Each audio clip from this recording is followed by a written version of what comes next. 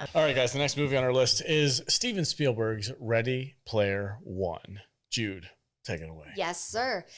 2018, Ready Player One, rated PG-13 with a runtime of 2 hours, 20 minutes. This had a budget of $175 million. Vader, what do you think this brought in? Oh my God. Starting at 175 mil. 600 million. All right. Alec? $175 million budget. I don't know, like 220.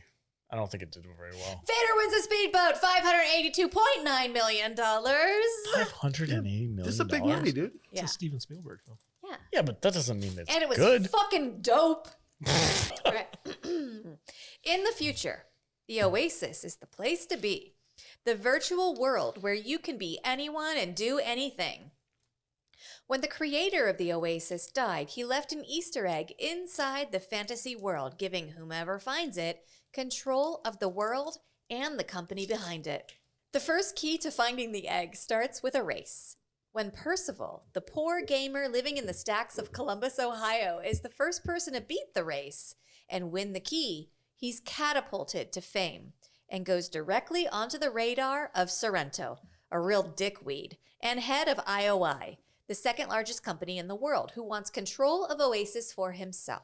Sorrento will stop at nothing to keep Parzival from gaining the other two keys needed to unlock the Easter egg, and in his quest for world domination kills Parzival's only family, his aunt, who's kind of a shitty person and who dates even shittier men.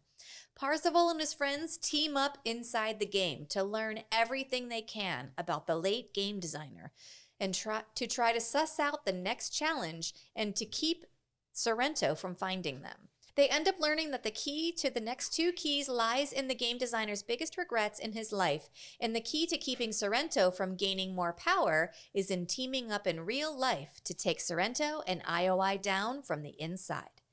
Discuss. Crazy movie. Ben Mendelsohn, right? Is that his name? Mm-hmm. Yep. That's Kathleen Kennedy. I'm just going to say that right now. Okay. Okay. So in this movie, Ben Mendelsohn plays a character who, starting off, is just kind of like sucking off the teat of more creative people. That's Sorrento, right? Yeah. Yeah. Okay. Yeah. And the big main genius behind everything is what I would call George Lucas.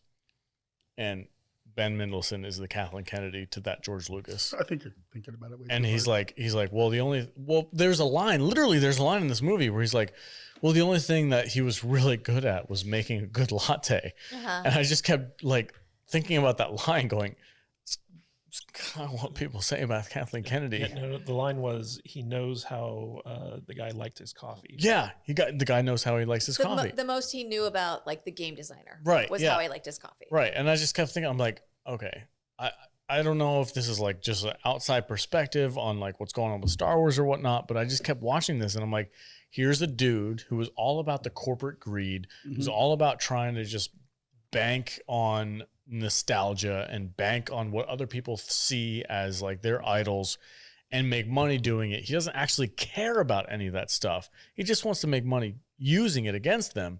And I'm like, that's kind of how I see Kathleen Kennedy with Star Wars. And that's George Lucas. George Lucas is the genius behind all this whole thing. And the only thing that Kathleen Kennedy really had any real connection with George Lucas was how he liked his coffee. I think you're right. And I was like, oh, that's super weird. And I'm not saying that George Lucas made this movie as a dig to Kathleen Kennedy, but this Spielberg. Huh? Steven Spielberg made it. That's why I said Steven Spielberg. And, and I was watching this movie and I'm like, I couldn't help but see that. My honest review of this movie, it's a fun movie, but it's like 95% member berries. Yeah. Like there's not much originality. Thank you. Myself. And there's not much originality to it, but it's just like, hey, remember Back to the Future? Hey, remember King Kong? Hey, remember Jurassic Park? Hey, remember video games? Hey, remember Iron Giant? That's Iron Giant. what we do every week. Yeah. No, I'm not like, it's not a negative, but it's just like, there's not a lot to this beyond member berries. This thing was an hour too long. easily. It's 2.5 hours long, man. Is it really? Yeah. Oh shit! Yeah, This- it's a long time. This was one of those movies that comes really hyped. Its fan base is super loyal. Mhm. People who, I mean, I guess there's a book that I haven't read because I Yeah. don't read, but like I understand that the book is actually way better than the movie. Okay. But That's debatable. I mean, I haven't read it, so it's just what I've read online and in chats and stuff. But it's this was one of those movies that took me 3 times. It took me three views Really? to get through this thing. Yeah, Oh. I found myself kind of bored, to be honest with you. I mean, It's just a CGI crap it's fest. it's a CGI just everywhere. It's just like, okay, it's like watching a James Cameron movie. It's like, I got this new tech. We're gonna do some cool stuff. We got the rights. We bought the rights to all these interesting characters from every IP you can imagine, Yeah. and we're just gonna put them in a movie and do some cool I things mean, with shit, it. they had freaking Halo. Yeah, They had like 6 Master Chiefs running up against the bad guys in this I movie. mean, wouldn't you you would be Master Chief if you could get in the world? This is what I think people want the metaverse. the metaverse to be like. Yeah. And I think in 10 years we might be getting there. Close to that. Yeah. And at the same time, wow, when you remember when I said how surrogate freaked me out? Yeah. This freaks me out a little bit, but it's a little bit different. This is where more of the StarCraft, the Warcraft type people that you make fun of kind of like take over the world. You know, with the fat dude, the fat, sweaty, gross dude. They're not making people do butt stuff. They're out there, you know, they're out there playing games, and Yeah. you know, that's kind of how I see the future of. Yeah, so a like thing. gamers saw the future as like, oh, all the pervs are going to come out of Yeah. the woodwork and like do pervy This shit. is just everybody else. This is everybody is wants just- out there to like make money and This is every gamer collect their ever. coins and shit. Like, yeah. oh, I'm going to go do this mission. I'm going to get a bunch of coins so I can buy a new upgrade for my Mhm. character. Like, this is like NFTs to the Yeah. max. So I get it. I understand where they're going with this movie. This is way more addicting to me than Like, can you imagine if to like being if you pervy did and have like a gross. metaverse version and you were playing a bunch of games and you're like, oh, if I get 25,000 coins, I can now buy the DeLorean from Back to the Future and I can use that to drive around the map. Well, Of course you would do it. What's funny to me is like I'm gonna get in this metaverse. I'm gonna get in whatever this is. What is it called? The Oasis. Oasis. The Oasis. I'm gonna take my avatar in the Oasis and I'm gonna go to the arcade and play old school 80s video games. I mean, That's weird. That's This- pretty much Grand Theft Auto 5 online, Yeah. right? Yeah. I Like, guess. like that's what this movie is, Yeah. essentially. I haven't played that either, so I don't know. But yeah, I get it. Online gaming in general is just pretty much this. Yeah. So I like it's weirdly accurate to what I think gaming is going to be very, very closely in the near future. I think it's going to be. Yeah, pretty I think we're accurate to getting this. there. But as far as a movie goes, I think the only reason why it's entertaining is because of the member berries. Yeah. Like, oh, there's King Kong. Oh, there's Jurassic Park. Oh, there's the freaking Back to the Future. Oh, Like, there's like How many things from your childhood can you Yeah. find in this movie? Yeah. Did you notice in the funeral scene, the genius guy, I forget his name, but his coffin was the torpedo tube that they sent Spock's body. Of course it was. Out in Star Trek 2. Of course it was. I just like that's really the biggest positive I can say about this movie. It's not a bad movie. It's fun, but it's just like it relies way too much on nostalgia, which I guess is kind of the point. But I mean, like that was kind of like the thing with the book is like it was a throwback. It was like a love letter to the 80s and stuff like that. And actually, Steven Spielberg was mentioned a lot in the book. And when he adapted the movie, he took a lot of the references to himself out of it because he just didn't want to be that like self-aggrandizing, I guess. Yeah, well, good for him. I maintain that having a drink with Steven Spielberg would be a lot of fun. Oh, it So, would be a blast. R Yeah. to the Icky in the chat right now wants to know who your avatar would be in the Oasis and what whip would you drive? I don't know. I think probably- yours would be Matthew McConaughey and Vader's would be Mark Wahlberg. I don't know. What would yours be? I was gonna say like Steve McQueen or something from Bullet. I'd be driving like an old Mustang. I think Katie's would be Megamind. Oh yeah, he'd be an ultra villain for sure. No, dude, I'd get some dude with the beer gut upgrade with the little dick, and you know, I'd go out and try to do a bunch of pervy stuff. No, I don't know. I'd probably be Jessica Rabbit. Jessica Rabbit, nice. Yeah. I don't know. It's an interesting concept to think about. Like, what would you do if you had access to this kind of technology? Like, would you go on races like this where you have to race through a city? Well, you can live in the Oasis and just do your thing every day, or you be one of these people that's trying to solve the puzzle. Mm-hmm. You don't have. Would you go on the Easter egg hunt? Oh, sure. Yeah. That'd be fun. Hell yeah. I don't Why think I wouldn't would you? live my life around the Easter egg hunt, but yeah, I'd probably do So it. like the Like, closest. oh shit, the Easter egg race is starting. Let's go. So so here's a great example. Like the deepest I've personally ever got into a video game is Skyrim. Like that was my introduction to like RPG, like role playing games. Like I never played anything before. I didn't play Morrowind, anything. Like Skyrim was like the big thing, and that was right around the time I had some exposable income, and I bought myself an Xbox, and I was like, oh, I'm gonna play Skyrim, and I got into that game. That's the closest thing I've ever been to this. Yeah. And if within that game, if they were ever like, hey, here's some missions and here's some things that you can do, and if you win these missions and go through these puzzles, then you will be able to own like part of Bethesda. I'd be like, oh fuck yeah, I'm gonna do that. So listen, I can relate to some of this because back in the day, back when World of Warcraft the first like 3 to 4 years World of Warcraft was out, I was in a really cool and really fun raiding guild. We had like 80 people in the guild. It was a 40-man raiding guild. Damn. That was what you had to have for endgame stuff back then, was 40 people for the raid, which means you had to have twice that many people in your guild to be able to get enough people on raid days to come back, with the schedules and everything. Right. And we all spent anywhere from 30 to upwards of 60 to some of 70 hours a week in this thing. And you're plugged in. You are plugged into your game. You got your headset, you got your microphone, you got your avatars, you got your team speak over, and you're conversing with these people all over the world.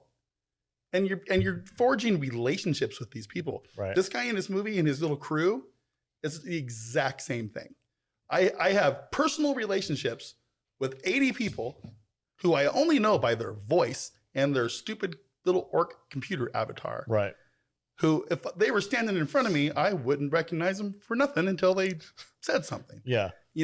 And it's a weird thing. I know people who were in my guild and stuff. They got married in real life. Let's go meet. Let's hook up. Happens all the time. It's very strange. So I understand the whole thing. I had to break myself away from it because it is very addicting. It's extremely addicting. And if it was this immersive, it would be a hard thing to get out of because, I don't know how to explain it. Like, that's why the Surrogate movie freaked me out. Yeah. Because it's just that next step. You know what I'm saying? And all these movies this week took me to a weird place where I just did not feel comfortable because I had to break away from this world. And that wasn't even like fully immersive, like Metaverse stuff. I'm a single player gamer. Like I look for games that have a strong single player narrative. I don't go for the multiplayer. Yeah, this kind of games cost relationships. Yeah. If I had gone much further down the path I was going on, I would probably not be married. Right. Because it was affecting my relationship with my wife at the time. Like Skyrim, single player game. Yeah. Halo, single player game. It's like she goes, "Are you gonna come to bed?" It's like, "No, I'm in the middle of a raid. Shut up." Yeah. No, I have 40 people here depending on me being here right now. That's where I was at. That's where these people live. And that's where the people in this game live. Yeah. Right. And it's a weird thing. And I know a ton of people out there who have lost relationships but some of them gain relationships. But I wonder about these people who meet in these games, what their marriage is like. Do they just move in with each other and set their computers next to each other? Together? Go, ooh. Like, yes. Hey, you want to go fuck? Well, no, I got a raid to go to. I don't know. It's weird, right? It's a weird thing. It's a weird thing. And it's a strange way to build relationships on these days. And it's legit. I know people that have been married now for how long has World of Warcraft been out? Probably over 10 years now, some of them. I have a couple of really good friends that live down in Arizona. Okay. That met in this game. Yeah. Jude. See you side eyeing me. I'm like, Jude, you are not a gamer. No, I'm not. How do you feel about this movie? I loved this movie. And I think everything that you found eye-rolly and cringy was the stuff that I enjoyed about it. And I remember Kadish and I went to go see this together at the movies, and I didn't want to go see it because I was like, I'm not into this. But I thoroughly enjoyed it for all of the things that probably made it silly for you. I loved the soundtrack. I loved all of the movie member berries. I'm not a gamer, but I could totally see myself in this world. And like, as you guys are talking about it, I was like, what am I talking about? I would never be in this world because I don't game. I'm not a gamer. I don't do this stuff. But I totally put myself in this perspective, and I was like, oh yeah, this is what I would do if I was in this world. And it totally made me put myself in it. And so I think that was probably the desired effect. So it got me. Cool. Kadish, as a Steven Spielberg fanatic, how do you feel about this movie? I really enjoy this movie. I am a big Steven Spielberg stan. So like, you know, he hasn't been doing a lot of like really good work lately. Like he's been getting into like, you know, like musicals and like weird stuff. So like this was like a good throwback to like the 80s Steven Spielberg, like that I grew up loving. But before I get into it, I want to give Vader a heads up. This movie and the source material that it's based on has extreme ties to one Will Wheaton. Oh no! Maybe that's why I didn't really like this movie. I don't know if Vader was aware of this or not, but basically, so like Will Wheaton Can suck my ass. What? Okay, 3, 2, 1. Fuck you, Will Wheaton. So basically, Will Wheaton has a small cameo in this movie. There's a picture of him on a mirror in H's like room, like workshop or whatever.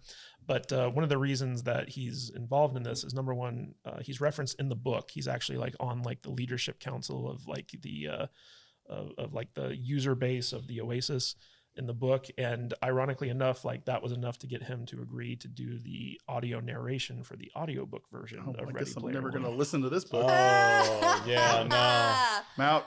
Yeah, Oh, and so like he read both the Ready Player One and Ready Player Two, which is the sequel to this.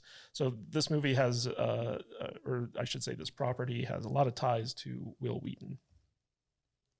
Why would you subject us to that? Hold on. So getting back to Steven Spielberg, It is. I'm sorry. I just pulled it up on Audible. It says Ready Player One, narrated by Will Wheaton.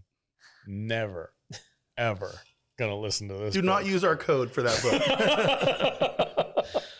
So getting back to Steven Spielberg, one of the interesting things about this movie, so like, first of all, Steven Spielberg said this was like one of the hardest movies he's ever had to make. Oh, I bet. And a lot of that has to come down to the rights issues associated with it. Like there Yeah. are so many references in this movie. So this movie was produced by Warner Brothers. So anything Warner Brothers related was like easy. So like Batman, The Shining, like whatever. So like basically there was like an entire team of lawyers, or like 40 lawyers, whose only job was to get clearances for all the stuff they wanted to do. And they had to negotiate with Disney, Paramount, Sony, and Universal in order to get the rights to use a lot of this stuff. And when they couldn't do it through the lawyers, Steven Spielberg had to personally like call up people and kind of pull in favors and stuff like that. And so like a lot of his time was spent negotiating just to get the rights to use some of this stuff. And one of the funny things about it is, like, in the book, there's a lot of Star Wars references. Right. And basically Disney had just acquired Star Wars around the time that they were doing this. In fact, like, this movie had to be pushed back in order to not compete with The Last Jedi. And Steven Spielberg like negotiated hard with Disney, and Disney was like, we're not letting you use anything Star Wars. Fuck Disney so much. Yeah. And so like they weren't able to use anything Star Wars in the film. I'm sorry. I'm You seem incredulous about something. What is it? What's bothering you? You get a fucking phone call from Steven Spielberg, and Yeah. he says, hey, I'm making this movie, and I would like to reference one of your fucking characters. And you say no? I was just going to say, like, imagine being the big dick energy kind of guy who's like, oh, my lawyers couldn't handle this for me. I'm going to call him. Yeah, I mean, they could have just like put. It didn't have to be Darth Vader or Obi-Wan. Put a stormtrooper in there. Listen, Put Just once just in my something life, that I looks want to Star throw Wars. Let's just- that kind of energy in on the- the table like a forearm.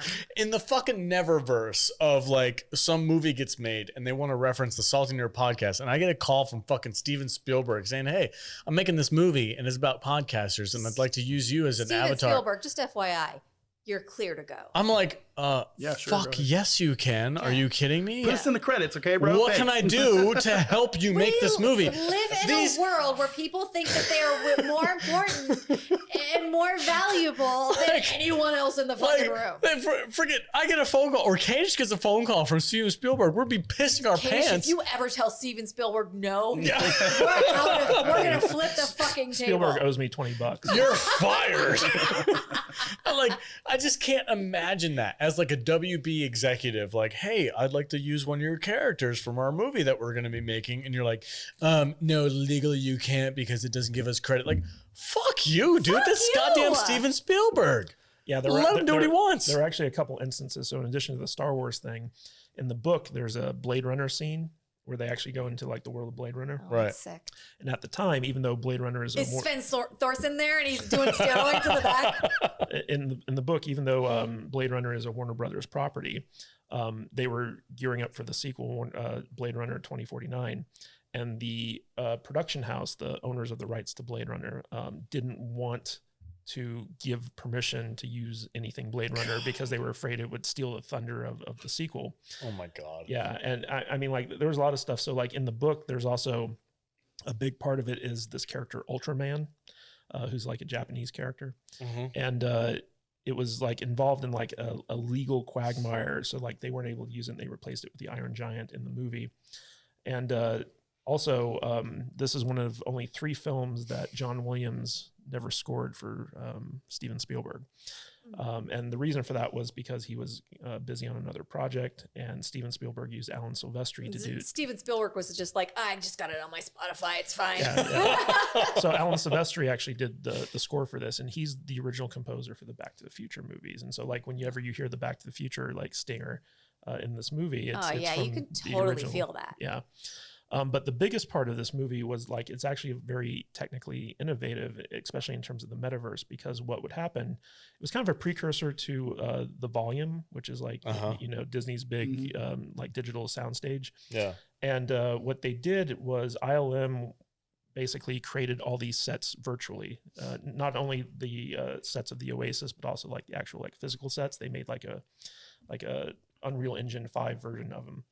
And Steven Spielberg and his film crew would put on Oculus Rift, 3D glasses or VR glasses, and go into the sets that were built virtually and figure out how they were going to light it and shoot it. So freaking cool, Yeah, man. so like this movie about like entering a virtual world metaverse was actually shot by entering a virtual world metaverse. That's so and freaking cool. figuring out like where they were going to frame stuff. And the other big part about this movie was, so in the book, the middle key or the copper key, I forget what, but in the movie they go into the Overlook Hotel where they enter like into the Shining. in The Shining. Emerald key, I think. Emerald. Something like that. Yeah. One of the keys. But in the book, it was basically the movie War Games. And Oh, cool. yeah, and so like in the book, you basically had to like Butter your corn exactly properly with the bread. you And then it had to be raw. Yeah. In the book, you literally had to go through the entire movie of War Games and recite all of Matthew Broderick's lines from memory. And Spielberg was like, that's kind of boring. Can we like shake this up? And Steven Spielberg was actually really close with Stanley Kubrick, who, he worked on this movie called AI with him for like 10 years. The Shining. Yeah. Shining. So basically, Steven Spielberg came up with the idea. It's like, hey, I want to shout out to Kubrick. Can we make this into The Shining? Because it was a Warner Brothers movie. Yeah, I thought that was really well done. Yeah, which was really interesting because one of my favorite parts of this movie is when the dude, I think his name is Zed or Z or something like that, the big dude that's the main character's friend. H. Thank you. He goes into he goes into room 237 and he sees the bathtub and I'm like, wait a second, this is like a PG movie. How far are they going to go? I thought the same thing. They were like, we're gonna go all the way, guys. And they were like, gonna go as far as that we can. fucking crazy bitch came out of the bathtub and was like trying to kiss him and then started super murdery. trying to shank him with his freaking knives and shit. I was like, oh my God. Well, the great thing about the Shining sequence is that, so basically like that entire scene was like CGI. and they actually took like frames from the movie and recreated them digitally and put in like the film grain and like perfectly recreated the look and feel of the movie, like in this movie in a digital space. When's the last time any of you guys watched The Shining? When's the last time you watched The Shining? I've never been Maybe able a to year finish ago? it. Oh, I'm sorry. Can you repeat that? I said I've never been able to finish it. Never? Not my kind of movie. I do not like it. Not joking. You have your thing. I have my thing. Is it too scary for you? I don't know, man. Yeah, a little. It's just it's never. I think I'm gonna remember when I refused to watch The Exorcist, and I just said, okay, I'm just gonna watch this movie, and then it was really dumb when I watched it. I think I'm gonna probably have to do that this October with The Shining. I want to say that the scariness factor is about equal with the Yeah. Exorcist. Because I don't know, it just never came up for me. I don't know why. I think Exorcist is probably scarier. Do you? Yeah, June, when's the last time you watched The Shining? maybe a year ago. Okay. Kadish? Probably the same time that Jude watched it. Probably, Okay. yeah. I watched But I've seen that movie millions of times. Yeah. watched it like 3 weeks ago. Hmm. I was like, oh, The Shining? Yeah. I haven't Yeah. seen that in a minute. Oh, Click. it's more just like psychological freaky. It's Yeah, not that scary. No, I'm sure it's not. No, it's not like terrifying. Like, Exorcist is like demons, Yeah. scary. yeah. Shining is more Have you ever psychological. seen The Exorcist? So what I did was Exorcist. It doesn't seem like a thing that you would watch. think No, I've seen the whole watched. thing. Yeah, I have seen The Exorcist of Emily Rose, which I will The exorcism of it. which is whatever the fuck probably it way is. scarier than The I'm Exorcist. never gonna watch that movie again. Ever. You guys ask me to watch that movie, I'm gonna be camping in the woods and you're gonna be like doing the podcast by Yeah, yourself.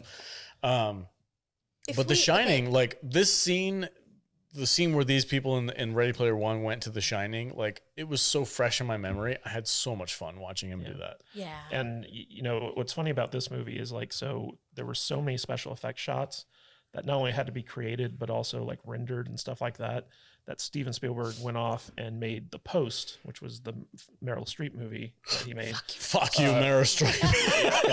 Yeah, during the making of this movie. So like ILM had time to like do all the special effects and stuff like that. So like he literally like shot like the live action part and then started on the digital part, and that digital part kind of covered the making of The Post, which I thought was kind of interesting. That's cool. Hmm. I will say, like, I don't think this is a great movie, but I do have a lot of fun watching it. I think this is my second time watching the movie. Once I watched it just when it first came out, I was like, oh, I'll check it out. Whatever. It's Steven Spielberg. It's cool video game stuff. This is the first time I watched it for the podcast, and I was like, I had a ton of fun with it, but it was, like I said, 90% member berries. Like I was watching like the Iron Giant, dude. I freaking love that movie. Yeah. I love Iron Giant. And when he showed up in the big final battle scene, like to me, that whole sequence of like the good versus evil big final battle on the snowy planet or whatever, that was the best moment. That was the top tier moment for this movie. Quick funny story. So before we watched this, we had started the Ted Lasso show on Apple TV. And there's a scene in there where he's showing the Iron Giant to all of his players, and he turns to his assistant coach before he has to leave to talk to his boss, and he's like, "In about 40 minutes, there's not going to be a grown man in here who isn't teary-eyed." Yeah, for real. Iron Giant's great. Isn't that the voice of Iron Giant is It's Vin Diesel. Vin Diesel? Yeah, Is it? yeah. It's I Am Groot. It's the same dude. Yeah, same voice.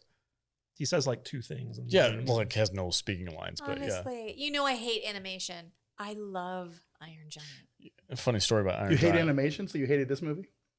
Because this movie's a freaking cartoon. It's 99% animation. Would you fucking come for me? I'm not coming for you, I'm saying. Iron Giant. When Iron Shut Giant the fuck up, Tony. when Iron Giant first came out, I was pretty little, and I remember going to a mall when malls were still a thing. I remember malls. Yeah, and I walked in, and like they had this like PR team or whatever that was working on Iron Giant, and they came up to me as a kid, and they're like, "Hey, you're our target demographic. We would like to get your feedback on this movie and on Where this." was this? It was in New Hampshire or Connecticut or something Okay. like that. Yeah. And they were like, here's a couple of posters that we're doing for this movie that's going to come out soon. What do you think could be better about it? And I remember looking at it. It was Iron Giant, very clearly Iron Giant when he's flying into the sky and he's got the two jets behind him. And their poster had like clouds or like smoke coming out of his feet. And I remember I'm looking at it. I'm like, you know what would be better is if he had flames coming out of his feet, because it would make more sense. Like, what's smoke? Smoke doesn't do anything, but flames means you're moving and it gives you momentum. This is my 7-year-old brain freaking thinking this shit. And I'm like, I would change it to flames. And like, sure enough, after the movie came out, I saw it and I was like, oh, I remember they were talking about that movie. And then like when I got the VHS, it was like they changed it and they put flames on his feet. And I was like, yes, that's freaking awesome. So yeah, I have super nostalgia for Iron Giant. That final battle scene in this movie though was freaking great. Awesome. Where it's just like you got the Teenage Mutant Ninja Turtles, you got Chucky like stabbing people with his knife. It's just like it was a really great. Oh, dude, that moment where they're like, "Here, throw this," and he's like, he throws it out the window, and then the one IOI guy is like, "That's fucking Chucky." They use the one F-bomb for the PG-13 rating. Chucky takes out like 30 people in like a second. I loved it, dude. It was hilarious. There were a lot of Overwatch characters in this. There was some Mortal Kombat characters. You had the Halo guys. Yeah. The Firefly, the Serenity showed up in this at the end. Like there was just like so many like cool little like references, and there's so many in this movie that like I'm sure like I haven't even like scratched the surface on them all. Okay, so I feel like this movie accomplishes the thing that I think a lot of movies try, and it's like making your audience like fully invest in something and feeling the things that the characters are feeling. Mm-hmm. Like when there was like a tense moment, I was like, ee! Like I felt like I was in it in this battle. Like, oh shit, duck. And like it fully made me feel like I was in this movie. And I felt like that was a job well done, and it accomplished what it set out to do. There was a couple of classic Spielberg things where like the main character lives in like a trailer park or something like that, like a low budget, like he's not rich. The stacks. Yeah, the stacks. There's a trailer park, a vertical trailer park. Yeah, the vertical trailer parks. Yeah. I like that because I was like, I laugh at that because I think of Last Starfighter, I think of Marty McFly, I think of all of the classic Spielberg characters who just like, they're down on their luck. They're not rich. They're just normal people. Columbus, Ohio. Yeah, but they go on these incredible journeys and these incredible adventures. I'm like, that's very you guys Spielberg. like this movie way more than I did. I was bored. Really? Yeah, this was a boring movie. Get out of here. It was. I was just bored. No, better than Game. It was too long, and I was bored. I felt like the story was kind of simple, and they just like to throw a bunch of CGI out there. It's all it was. It was a cartoon. I feel like your Grinch heart just wasn't ready for it. Maybe in my heart's 3 sizes too small or something. I don't know. I will say that the final battle, the big battle where they have like Mecha Godzilla and Iron Giant, all that shit, that they have freaking John 117, Spartan, like army, like we could. It's cool. We could go for 3 days with all the little cameos, and that's what this movie was banking on. I loved how they even set up like, ooh, that app is fucking dope that you get to be like whatever robot you choose for 2 minutes, and then in the final battle, he chose the robot for 2 minutes, and then he chose Gundam. Yeah, and he had to like just fight until it ran out, and you were for me, I was just so invested. I was like, it's almost time up, motherfucker. Yeah. It was cool, man. I had a lot of fun with this movie. I love this movie. What's your score? Jesus Christ, dude. I want to know what your score is. You want me to tip his chair over? Yeah, push him, kick him in the kidney. In the little dick. In the little dick. In his avatar's little dick. You missed. It's that little. I was in the pool. Missed me, bitch. They were cones. God damn it. There's just, I understand where you're coming from, man. It's a lot of nostalgia. Like member berries. Yeah. That's what this movie feeds off of. That's really all this. But it's a simple story with a lot of member berries. But I love myself a big old fat slice of member berry pie. Yeah, but this movie did it. It was too much. I disagree. Pluck those member berries off the vine and put them in my mouth raw. I'll eat a whole mouthful of member berries. Yeah, nuts on nuts. Nuts on nuts. I love nuts on nuts. Any kind of nut butter would really do. You can feed me with nut on nut. I'm gonna say it's a solid 3.5, almost 4.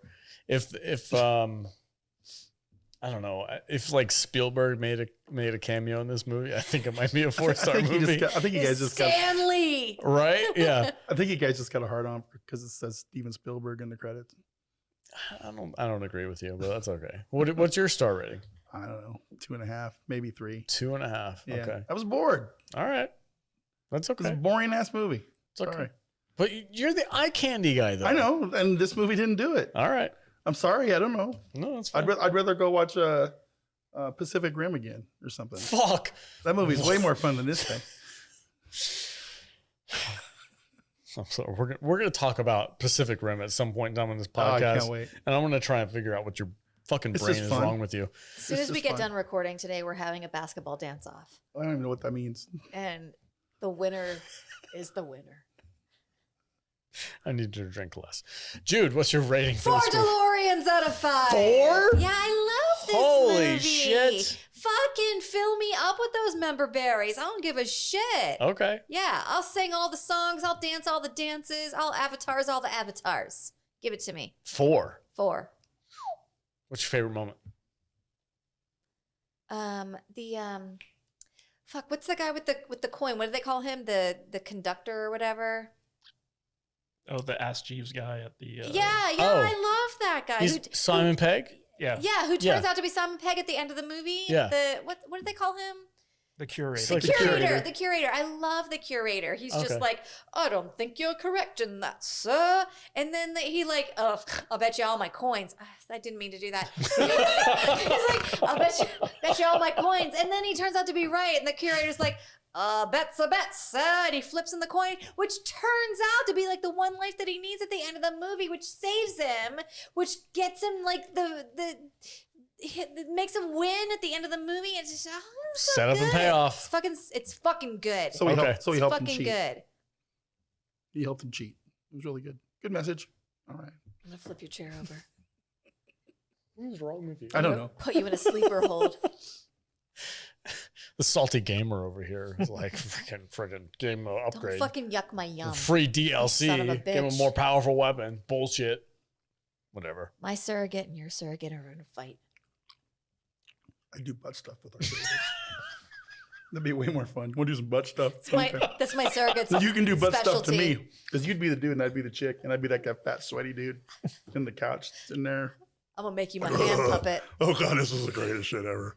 It's like do butt stuff. I'm gonna put my fist up there and make you say shit We'll rub some fucking like a muppet. Wonder Bread with maple syrup on my Kiddish, face. what do you think of this movie? So I kind of divide up Steven Spielberg's career into pre Schindler's List and post Schindler's List. Wait, what year did Schindler's List come out? Late Before 90s? this, I think it was like 94, 95, something like that. After. Oh, that's right. He was working on it at the same time he was working on Jurassic Park. Yeah. Okay. So basically, everything after Schindler's List that he's done has been very disappointing, and everything before Schindler's List was like classic. I'm with you, brother. And I feel like this is like his one movie since Schindler's List that is kind of like a callback to his old school filmmaking, which I actually really love. And the book, which was written by Ernest Cline, is kind of based off of like the quest for the Holy Grail, and this is basically that story. Right. In fact, even the main character's avatar is named Percival, who was like one of the knights in King Arthur's court, and he goes looking for the Holy Grail in order to restore King Arthur's court to its former glory. And it's basically the same story, but with like a ton of like great 80s and 90s references. And I even put stuff like that in my own books, where like, I'll take stuff that inspired me and kind of like work it into my novels. But I truly love like this movie. Like it's a fun movie. I wouldn't say it's quite on the scale of like stuff like Indiana Jones or like E.T. or Back to the Future or anything like that Spielberg worked on in the 80s. But I do feel like it's as close as we've gotten to vintage Spielberg in a long time. And because of that, I got to give it 4 Zemeckis cubes out of 5. Like this is a very fun, wonderful movie. I want to make a shirt that says I'm a fan of vintage Spielberg, and it just has like E.T.'s finger touching Elliot. I think that we should do a classic Spielberg week. Ooh, that's a fucking great idea, Jude. All right. Sounds good. We can just all gush over Steven Spielberg movie for 2.5 hours. Maybe we should have great. Tom on that week. Get the fuck rid of Vader. This fucking salty bastard over here. Are we the Salty Nerd podcast or the I love everything podcast. You want to talk about the Goonies? I'll shit all over the Goonies if you want me to. I think we're done with Speaking of- Speaking of the Goonies, Speaking of, if you want to win the Goonies DVD and also Godzilla, King of the Monsters, you gotta listen to the show prior to this one. yeah, you got to type in today's go to show, yeah. saltynerdiscord.com and type in the codes Zombie Juice. Don't tell them the code. They gotta know what the code is already. If they've gotten this far, they've got to be fans All at this point, right? That's fine. Yeah. What was the second code? Egyptian. Egyptian. That's right. Head over to That's my field sobriety word. head over to Discord and let us know what the 2 secret codes are. Zombie Juice and Egyptian. All right, that's it for today's episode. I had a ton of fun this week. I had more fun than I thought I was going to have. Gamer's the best movie of the week. Sorry, guys. You are incorrect. You're all wrong. Surrogate. Surrogate? That movie sucks. Ready Player One. We like all over the place. All right, V, where can they find you on the socials? You can find me at Matt Vader 74 on Twitter and all the rest of them. What are you doing on Saturdays? Star Trek talk Great. here on this channel. 10 p.m. 10 a.m. job. Good 10 job. a.m. 10 a.m. Yeah. All right, cool. Jude, what's going on? You can find me at I am Juju on Instagram and on TikTok, and you can find me playing trivia once a month with our Patreon members. So join the club at saltynerdclub.com at either the $5 or $30 tier, and you can come do trivia with us once a month. Yep. The next trivia is Firefly. Yeah. Which you better have your freaking A game ready. You better have your A game ready. Just saying. The last one you tied with Anima, was- which is it's It's a contested victory. true, but you've been working so hard. It's the 2020 election of the Salty Nerd podcast. Yeah, I don't let any of these guys know any of the trivia questions or the answers or anything. I do it all myself, and so we all participate. And if you're a Patreon member, you participate with us, and we play against each other. Not with me. I'm the MC. And Alex has been working so hard to try to win trivia, and you're coming up in the ranks.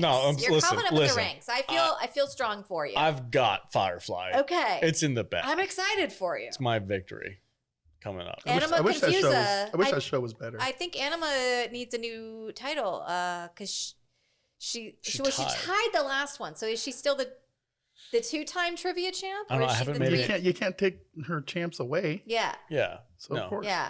So Anima is the reigning champ right now, and she's the one to beat. So join the club and see if you can beat her because nobody has been able to so far. Yeah. All right, Cage, where can they find you at? You can find me on Twitter at Matthew Kadish, Kadish. And you can also find me at kadishbooks.com. That'll take you to my Amazon page where you can check out my books. And also, if you'd be so kind, go to saltynerd.com/rate, RATE, and leave us a 5-star rating on Apple Podcasts. We're trying to get up to 200 so we can be officially verified by Rotten Tomatoes as movie reviewers. We're at about 150 ratings right now. So anything that you guys can do will help us out, and we'd really appreciate it. All right, guys, you can catch me on our Discord app, saltynerdiscord.com. I'm there every single day chatting with our people and having a great time talking about movies. And I don't know what just happened. Thank you guys for listening to this episode of the podcast. Let us know what your favorite human sim surrogate freaking metaverse movie is. Don't. We don't care. Comment Tell below. us what your avatar would be. Yes. Oh, that's a great idea. What would your Yes. avatar be? Would you be a barbarian space Viking like Vader over here? Or would you be a handsome man like me? All right, that's it. We're done. All right, everybody. Have a great day. Stay salty, my friends.